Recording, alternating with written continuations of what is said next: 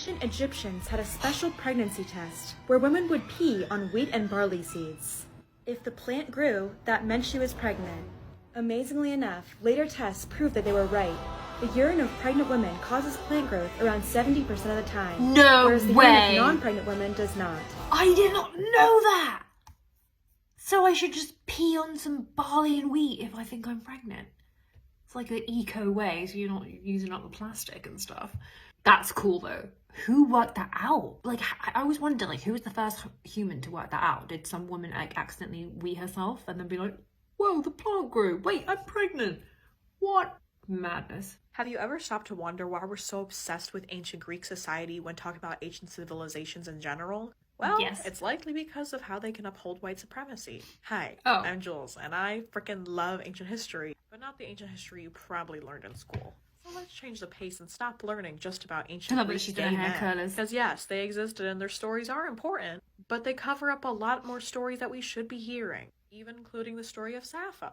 But we're not here to talk about her. there she is. We're here to talk about the role of sexuality and gender in ancient Egyptian society in a non-white centric way. Which is why I'm not going to talk about Cleopatra, because contrary to our historical belief, Cleopatra was actually white.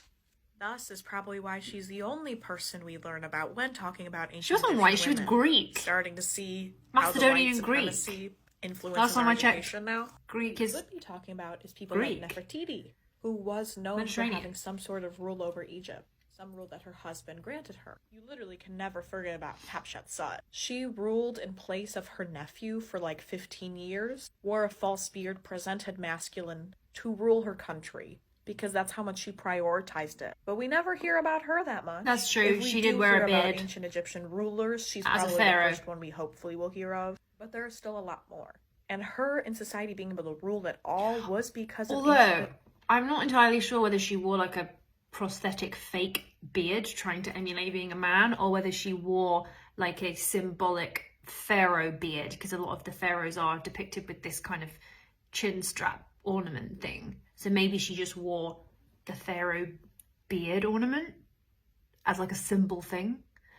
I'm not sure. I'll have to research that, as we were. Egyptians' views on women. I always get so frustrated when we're talking about ancient society and we only ever focus on misogynistic standards in ancient Greece and how that influences us today, when we could be talking about the role of women in ancient Egyptian society because they were much more ahead of their time.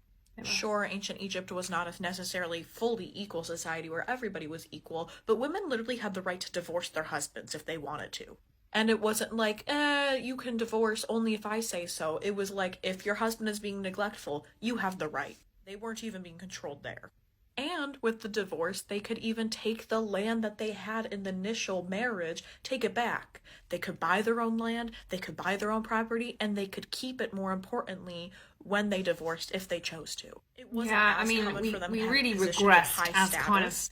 Thus human why civilization heavy for influence by people many such as millennia Nefertiti after or the ancient Hatshepsut Egyptians. are such They had a lot of outliers, things right. but there were princesses that were deemed as priestesses because men started to view ancient Egyptian women as their equals, even in the slightest way. They were even sex positive. Like, what? I don't know if this is true, but in my research of ancient Egypt, it's one of the first societies that we actually learn about the account of a vibrator existing. So not only sex positive, but sex positive for female anatomy.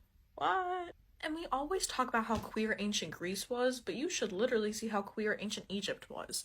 And of course, anybody when talking about queerness in history will be like, well, we don't know for sure. Like, babes, lesbian existed in ancient Egypt, and that's okay.